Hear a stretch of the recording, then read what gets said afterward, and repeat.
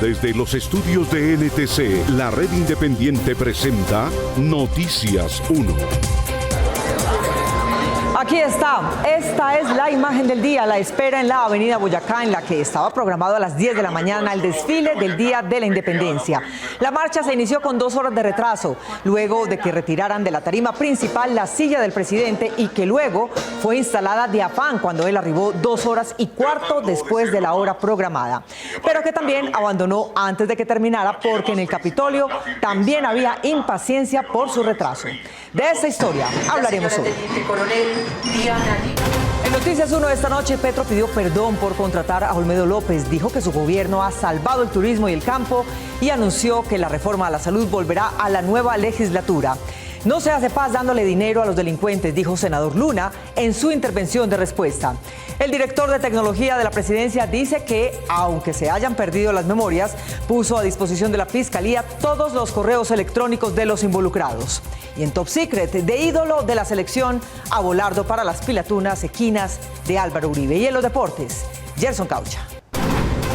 Mónica, Santa Fe derrotó a Envigado por la segunda fecha de la liga y completó 6 puntos de 6 posibles. Mateo Casierra en Rusia y Johan Carbonero en Argentina se reportaron con goles en las victorias de sus clubes. Y Tadej Pogačar volvió a dar cátedra, ganó la penúltima etapa y quedó muy cerca de alcanzar su tercer Tour de Francia. Por la prensa libre y el derecho que todos ustedes tienen a la verdad, yo soy la Red Independiente. Presenta Noticias 1 con Mónica Rodríguez y Gerson Caucha. Buenas noches y bienvenidos a la mejor información del fin de semana. El presidente Petro, en su discurso de instalación de la nueva legislatura, dijo que su gobierno ha permitido el crecimiento del turismo y la agricultura, que los giros directos a las IPS han reactivado la economía nacional y que la recesión no es un problema del país, sino del mundo. Quiero comenzar estas palabras básicamente pidiéndoles perdón a ustedes como representantes del pueblo y al pueblo de Colombia. Con estas declaraciones, el presidente Petro comenzó su discurso en la instalación del Congreso al referirse explícitamente al escándalo de corrupción de la UNGRD que implicó funcionarios de su gobierno que fueron nombrados por él mismo. No esperé de Olmedo una actitud como la que hemos encontrado. La administración está seriamente comprometida en recuperar los dineros y obviamente le corresponde a la justicia ese mismo hecho y la investigación. Que un hombre se degrade de esa manera es terrible. El presidente del Senado, Iván Name, a su derecha, y el presidente de la Cámara, Andrés Calle, a su izquierda, ambos mencionados por este escándalo de corrupción, escucharon cómo Petro reconocía la decepción que le trajo esta situación. Por lo que ha acontecido en la UNGRD. Petro siguió su discurso exponiendo los logros de su gobierno y evidenciando que gobiernos anteriores son responsables de obstaculizar la paz en Colombia. La paz hecha tiene problemas. Yo sí creo que hicieron trizas la paz y no podemos llorar sobre la leche derramada. El discurso, que iba prolongándose por casi una hora, también provocó pupitrazos de apoyo y carteles de rechazo de la oposición. Incluso algunos de sus ministros fueron vencidos por el sueño. La bancada del Centro Democrático no esperó su turno e intentó responder con gestos y esta parodia al discurso presidencial. Petro no atendió esos rechazos y siguió su discurso reafirmando su propuesta de adelantar leyes vía Fast Track para cumplir los acuerdos fallidos de la paz total. Fast Track, doctor Name, significa en español trámite rápido.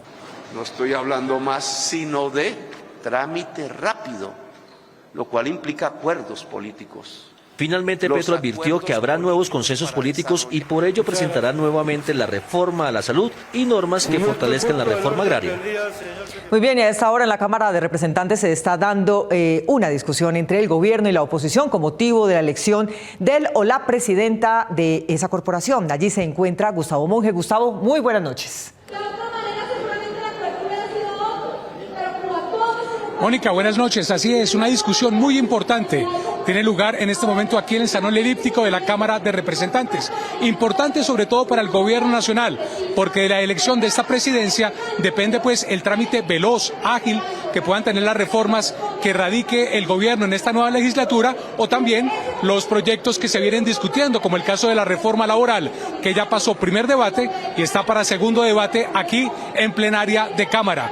Los aspirantes a este cargo son dos. Uno que tiene el apoyo del gobierno, Jaime Raúl Salamanca, representante por el departamento de Boyacá, quien goza, digamos, del respaldo del Pacto Histórico, de algunos representantes de la Alianza Verde, 8 que lo avalan, de igual forma representantes del partido de la U, conservadores, representantes liberales. Y de otra parte está Catherine Miranda, quien ha tenido pues unos desencuentros, digamos, con el gobierno y fruto de ello, producto de ello, ha encontrado respaldo en Cambio Radical, en Centro Democrático. Incluso en este momento se realizan las postulaciones justamente para estos cargos directivos en la nueva legislatura, y Cambio Radical, Centro Democrático han expuesto y han promovido el nombre de Catherine Miranda, mientras que el Pacto Histórico y los partidos que ya mencionábamos está Jaime Raúl Salamanca como el candidato que ellos tienen para este tercer periodo en la actual legislatura, en este periodo que ya completa así su tercer año.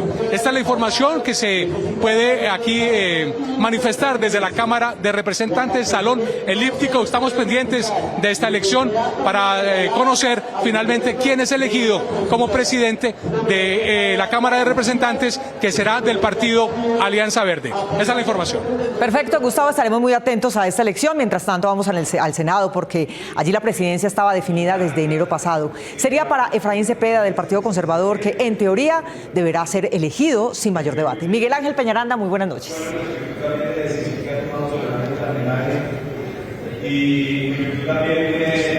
¿Qué tal, Mónica? Muy buenas noches. La saludo precisamente desde la plenaria del Senado, que se adelanta a esta hora la elección de la nueva mesa directiva del Senado de la República, como usted lo decía, pues ya cantada, del senador Efraín Cepeda del Partido Conservador, porque todas las bancadas desde hace ya algún tiempo han realizado el apoyo precisamente irrefutable al senador Efraín Cepeda, pero también hay que decir que dentro de esta sesión plenaria se van a destacar también las elecciones del primer vicepresidente del Senado, que sería para el senador del Partido Liberal, John Jairo Roldán, y el segundo vicepresidente del Senado, que sería para el Centro Democrático, para el senador Alirio Barrera. Sin embargo, pues están adelantando las postulaciones oficiales, protocolarias, para que estas votaciones se den.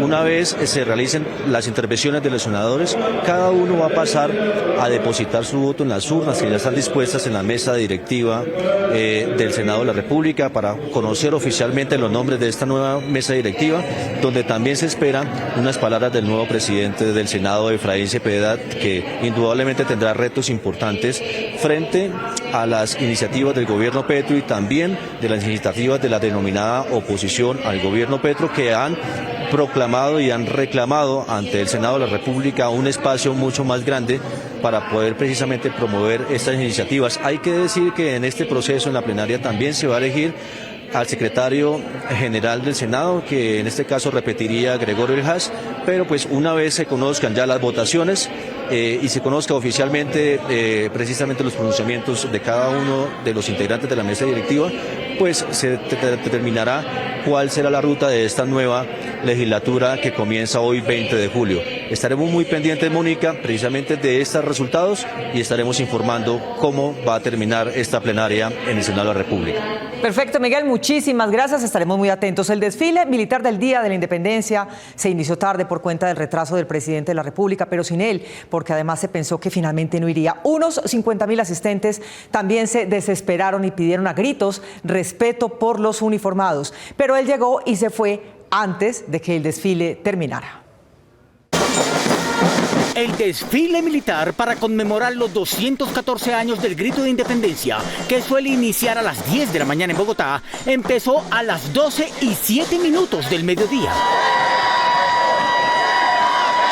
Docenas de miles de bogotanos con bebés y abuelitos y 8.000 policías y militares que llegaron a las 5 de la mañana tuvieron que esperar más de 2 horas de pie porque el presidente no llegaba. Pero sin Petro empezaron a marchar.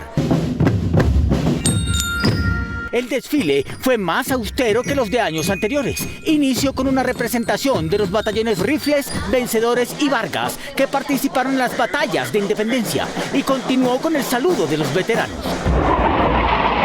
Pero los ciudadanos asistentes, que estaban cansados y molestos por esperar de pie, se emocionaron cuando pasaron los aviones de la Fuerza Aérea. Y cuando marcharon los hombres de acción directa de la División de Aviación del Ejército, los comandos anfibios de la Armada y los comandos especiales aéreos. En el desfile continuaron hombres de fuerzas especiales, de la Brigada Liviana de Caballería, grupos élite de Infantería de Marina y comandos de operaciones especiales de la policía. Y antiterrorismo COPES. Cuando se presentaban los hombres y mujeres de la policía, el presidente se marchó porque también se le estaba haciendo tarde para llegar al Congreso. Pero los policías continuaron con orgullo su presentación ante los más de 50.000 bogotanos que llegaron a la avenida Boyacá para admirar la parada militar y también el fuerte dispositivo de seguridad con vigilancia técnica, grupos de combate urbano y docenas de tiradores de alta precisión que desde la madrugada se ubicaron en 20 puntos estratégicos para garantizar la seguridad del presidente y demás asistentes. La sorpresa de los fiscales que iniciaron la investigación de los presuntos sobornos repartidos en el Congreso fueron las noticias de la desaparición de computadores a cargo de los comprometidos en la presidencia y los ministerios del Interior y de Hacienda. Ayer se inició su búsqueda judicial en esas dependencias.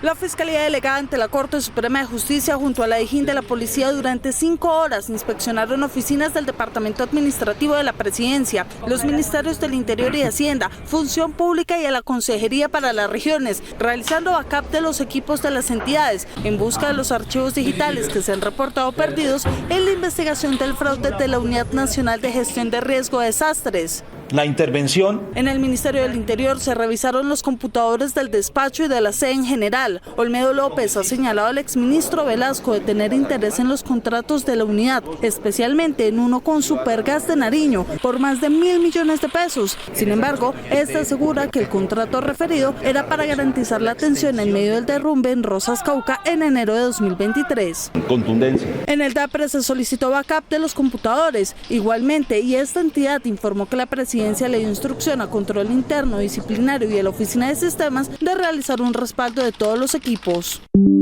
Según informó la presidencia, en la Consejería Presidencial para las Regiones se recibieron 2 computadores, uno sin disco duro y el otro sin memoria, que estaban asignados a los contratistas Ricardo Castiblanco y Diana Carolina Durán, y en los que habría información de las reuniones de la consejera Sandra Ortiz, denunciada como emisaria del presunto soborno al senador Iván Name. Qué gusto, señor.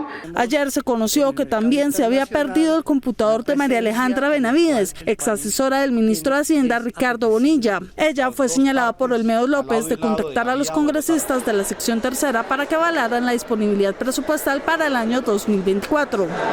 En el caso del computador perdido, el Ministerio de Hacienda afirmó que verificaron las cámaras de seguridad y que la información tendría respaldo. En este caso, también se conoció que el chip de rastreo del equipo muestra que este aún está en la entidad. La Fiscalía confirmó a Noticias 1 que a la fecha no se ha instaurado ninguna denuncia por la pérdida de los computadores en los ministerios ni en la Consejería Presidencial para las Regiones.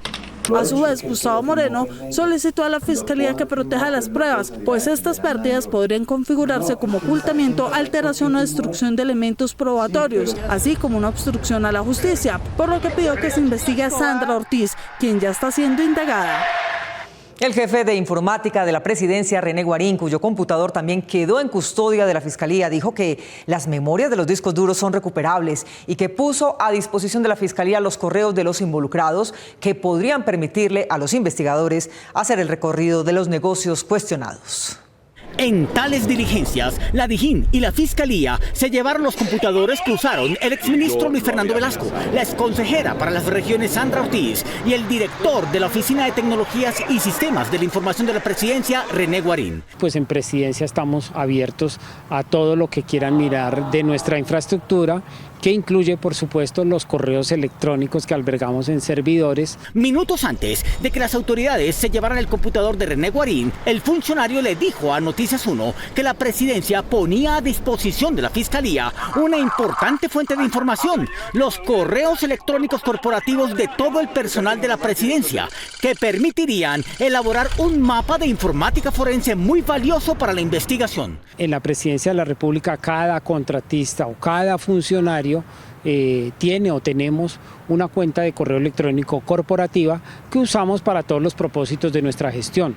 Eso está en custodia de nosotros, de la Presidencia de la República, y allí pues cualquier ente interno o externo de investigación puede realizar tareas que llamamos los ingenieros de data mining o minería de datos, para buscar la información que considere necesaria. Guarín insistió en que a pesar de que varios discos duros y memorias hayan desaparecido de la Consejería para las Regiones y del Ministerio de Hacienda, la Fiscalía puede seguir las trazas de mensajes enviados, recibidos, grabados o borrados que hayan entrado o salido de esas entidades. Cuando se sustrae un disco, la gran sospecha que puede existir es evitar esas tareas de informática forense que incluso puede realizarlas el FBI.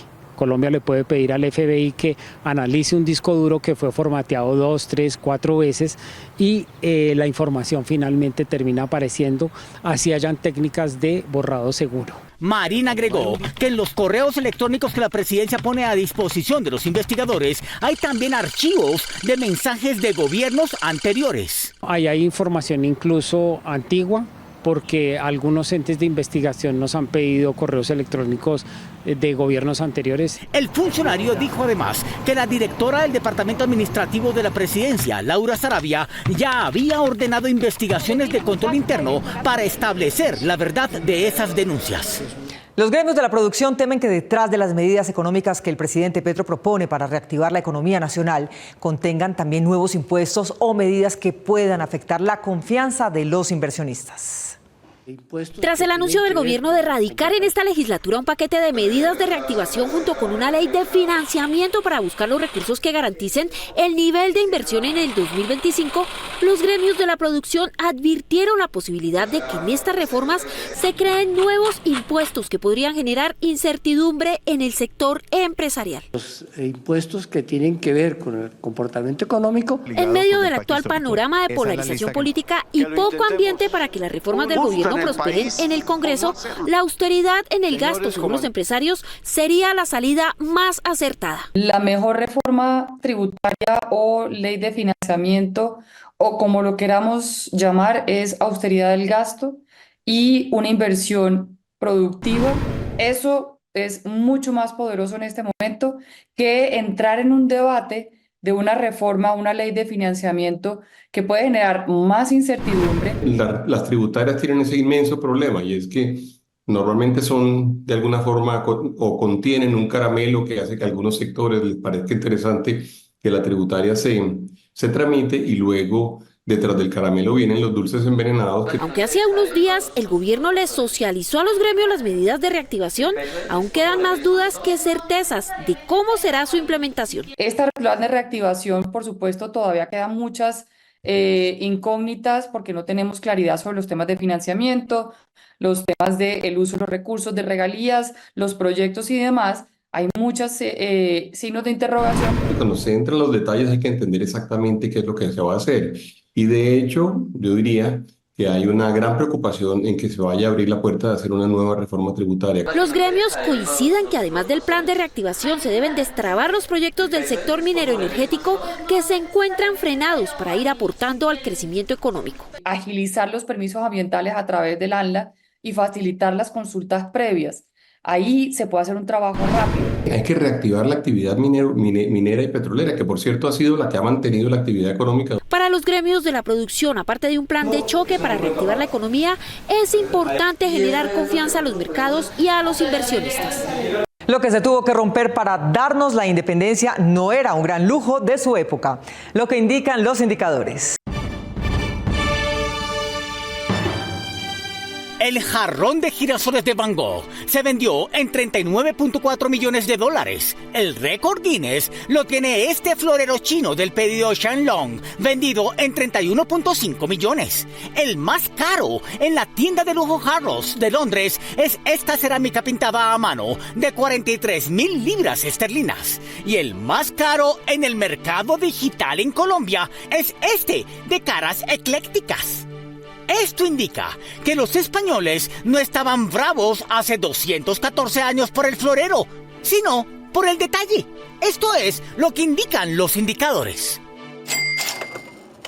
Microsoft dio cuenta de que 8.5 millones de computadores con su software estuvieron fuera de servicio ayer por cuenta de un error en la programación de su servidor de seguridad. Este será recordado como el fallo informático más grave en la historia de la computación hasta ahora.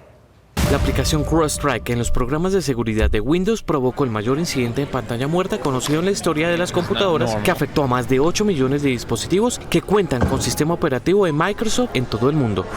Este fallo generó que Windows identificara el programa de CrowdStrike como error y no les permitiera a los dispositivos pasar del encendido ni cargar programas. En una de sus actualizaciones de un agente que se llama Falcon, detecta a algún componente del arranque de Windows como malicioso, lo bloquea y por eso el Windows se va a pantalla azul o a pantalla de la muerte. El colapso informático frenó la operación de aeropuertos, ralentizó los bancos y aplicaciones financieras e incluso aplicaciones de defensa. Aunque ambas compañías lamentaron la falla, ninguno ha asumido las culpas ni responsabilizado al personal encargado de lo que se prevé es un error humano y no tecnológico. Desafortunadamente, al desplegarse de forma global la actualización, pues afectó a cientos de empresas. Hasta el momento es el impacto de pantalla azul más grande en el mundo que se ha presentado. Microsoft, como el sistema operativo líder en el mundo con un 76%, muy lejos de su competencia, Apple y Linux, tendrá que reevaluar sus procesos, pues de allí dependen que los servidores de más de la mitad de compañías en el mundo no caigan en una pantalla azul. La brecha de género también existe en el sistema financiero. Las mujeres siguen siendo minoría frente a los hombres en el acceso a cuentas y créditos.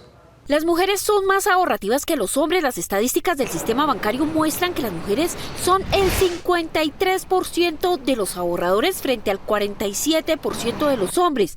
De la cuota inicial. Para que pueda cumplir sus metas financieras, es importante que ahorre una parte de sus ingresos sin importar el monto. Las mujeres somos mejores ahorradoras e inversionistas que los hombres. La razón por la que esto pasa es porque somos más disciplinadas y consistentes. Así que pon esto a tu favor, edúcate financieramente y busca instrumentos que te permitan hacer crecer tu capital. Existen las compras compulsivas. En ellas las mujeres gastan más de manera irracional, por lo que debe tener un presupuesto ajustado para no desbordar sus finanzas. Para esto mi recomendación es que hagas un presupuesto, tengas muy claras tus metas y que puedas hacer un seguimiento y aprovechar para comprar esas cosas que te gustan, pero siempre planeado y dentro de tus objetivos. Incluye un monto de dinero específico para compras y no lo sobrepase. Saber cuánto puede gastar le ayuda a controlar sus impulsos.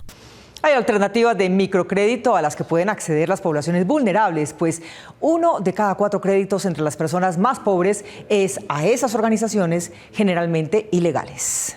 Un estudio de la administradora de centrales de información crediticia Data Crédito Experian revela que cada 4 personas en Colombia acuden a los gota a gota o prestamistas informales de dinero sin garantías, que se devuelve diariamente y con intereses muy altos. La mayoría de las personas que recurren a estas fuentes de dinero lo hacen por su poca capacidad de endeudamiento ante las entidades financieras. Porque son préstamos que se adquieren muy fácil, sin requisitos previos, y también porque las personas no conocen de pronto otras alternativas más formales. Quienes toman préstamos gota a gota no solo corren riesgos de ser víctimas de estafas, también de ser objeto de ataques porque muchos de esos prestamistas ilegales hacen parte de bandas criminales. En el momento en el que se requiera otro tipo de financiación, pues la persona quede en un sobreendeudamiento que sea muy difícil de afrontar. Lo segundo, pues también son unas prácticas de pronto no tan sanas. Si usted ya está endeudado con prestamistas informales, haga ahorros progresivos para subsanar ese compromiso de manera anticipada.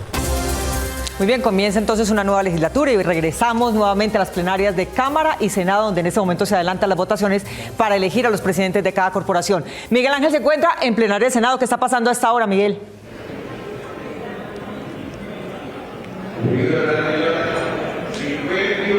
¿Qué tal, Mónica? Muy buenas noches. Efectivamente, pues bueno, ya después de este protocolo que se realizó por parte de cada uno de los representantes de las bancadas, ya cada senador ha pasado, según el orden alfabético, a depositar su voto. Recordemos, para la presidencia, en este caso, pues el apoyo de Efraín Cepeda, el senador del Partido Conservador, a la vicepresidencia, primera vicepresidencia, que será para el Partido Liberal, segunda vicepresidencia para el Centro Democrático, y también se está depositando el voto para elegir nuevamente al secretario general, que en este caso sería Gregorio Elhaz. Ya también hizo parte de una comisión escrutadora, también conformada por senadores, que en este momento pues están verificando que cada voto esté depositado por cada uno de los senadores. Después de esto, esa comisión escrutadora pues va a contar manualmente los votos y oficialmente anunciarán cómo quedará conformada los nombres de la nueva mesa directiva. Efectivamente se espera que Efraín Cepeda, pues una vez anunciado su nueva presidencia, pues entregue unas declaraciones y también se presenten a los demás integrantes de la mesa directiva del Senado de la República para también conocer las palabras de Efraín Cepeda, donde se espera que dé la hoja de ruta de cómo será esa nueva legislatura bajo su presidencia.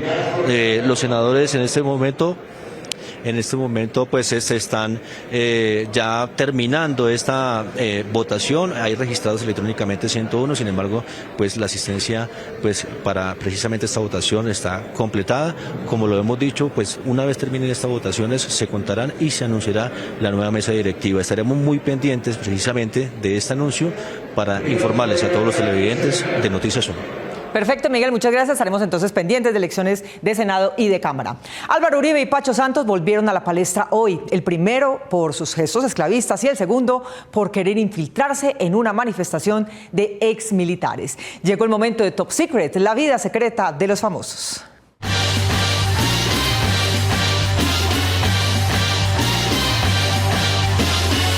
Luego de que la Selección Colombia consiguiera el subcampeonato de la Copa América, el presidente invitó al equipo para un homenaje en el Palacio de Nariño.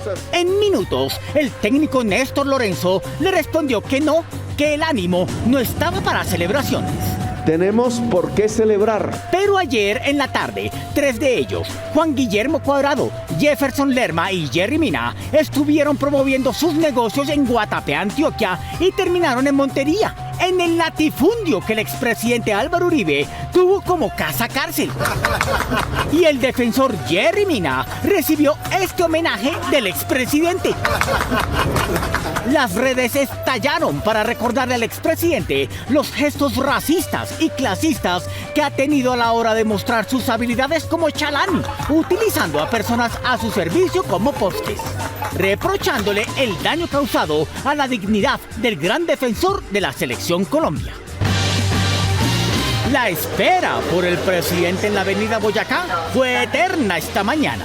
Luego de 2 días trasnochando en los ensayos, estuvieron firmes a las 10 en punto, pero no había presidente. El sol del mediodía venció a varios que en su alistamiento no podían comer ni ir al baño. El público pedía respeto por los uniformados plantados. Mientras tanto, en la tarima principal se veía la preocupación del ministro de Defensa por el tiempo, no solo referido al retraso de su jefe, sino a las nubes que impedirían el show aéreo. También pegado al reloj estaba el alcalde Galán y lo mismo hacía Laura Sarabia. El aeropuerto El Dorado había cancelado sus vuelos para el show de Independencia, pero no podía permanecer cerrado hasta que llegara el presidente, porque en El Dorado habían comenzado también las presiones de los viajeros. Pero Laura Sarabia no aguantó más, bajó de la tarima y le pidió a la cúpula empezar la demostración. La silla presidencial estuvo vacía. Los empleados de protocolo la retiraron por la falta de noticias del presidente, pero de repente volvieron a instalarla al lado de la vicepresidenta, que esperó sin afanes ni gestos. el presidente llegó tarde otra vez de Guayabera. La constancia, la paciencia. Pero ya había desesperación en el Capitolio. Petro abandonó el desfile sin que este hubiera terminado. Y los mandos y ministros a su lado no sabían si seguir con el desfile o acompañar al presidente. Y allá también llegó cuando sus anfitriones también estaban desesperados. Los militares pensionados que organizan su propio movimiento político se citaron a las 2 de la tarde para hacer un coro que gritara "¡Fuera Petro!" en la Plaza de Bolívar. Esta vez los manifestantes se pasaron por alto que el presidente no respeta ningún horario. Y cuando ellos calcularon que estuviera llegando a la Plaza de Bolívar, él apenas estaba llegando al desfile militar al otro lado de la ciudad. Pero hasta la tarima de los exmilitares llegó el exvicepresidente Francisco Santos, que viajó de Miami para notificarse de la preclusión de la investigación por su promoción del bloque capital, en la víspera de la liberación del principal testigo de su caso, Salvatore Mancuso. Pacho les pidió el micrófono, pero ellos no estaban dispuestos a entregarse. El exvicepresidente luego pidió perdón, también en redes. Puedes pedir disculpas. Pero allí mismo ellos la rechazaron e insisten en que su gesto fue agresivo y grosero y que los demás políticos que intenten capitalizar su protesta les espera una dosis similar. Estén pendientes, volveremos con más confidenciales detalles en Top Secret. Muy bien, y regresamos entonces a la plenaria de la Cámara de Representantes, donde está Gustavo Monge, y se adelantan en ese momento las votaciones para elegir al nuevo presidente. Gustavo. Mónica, ya finalizó la fase de postulaciones. Mónica, aquí en el Salón Elíptico de la Cámara de Representantes. Como se tenía previsto, pues las dos candidaturas, Jaime Raúl Salamanca y Catherine Miranda, ambos de la Alianza Verde, pues son los que disputan esta presidencia. En este momento ya se designó la comisión escrutadora, que ustedes ven en imágenes. Allá en las urnas se depositan los votos de manera manual, voto secreto. Los votos ya están marcados con los dos nombres, cada representante pues escoge el nombre y lo deposita. A su vez vendrá posteriormente el conteo de los votos para determinar el ganador de esta elección a presidencia de la Cámara de Representantes. Vemos en la comisión escrutadora representantes de los diferentes partidos. Vemos a Julián Espinal del Centro Democrático, está también Carlos Cuenca de Cambio Radical, está Karen López, quien hace parte de las Curules de Paz, Catherine Jubinao, está Jennifer Pedraza. Habían nombrado también a David Racero, quien se encuentra pues en la parte de atrás de las personas que se encuentran al frente de las urnas, que en este momento pues están recibiendo los votos de los diferentes representantes, atendiendo los llamados del secretario que está aquí en la plenaria de la Cámara de Representantes. Esta es la información que se registra aquí en el Salón Elíptico cuando ya completan 8 horas de sesión aquí en la Cámara. Perfecto, Gustavo, muchísimas gracias. Nosotros nos vemos en las redes sociales y mañana a las 8 aquí en Noticias 1 con las mejores noticias del fin de semana. A ustedes, como siempre, gracias por elegir la independencia. Feliz noche.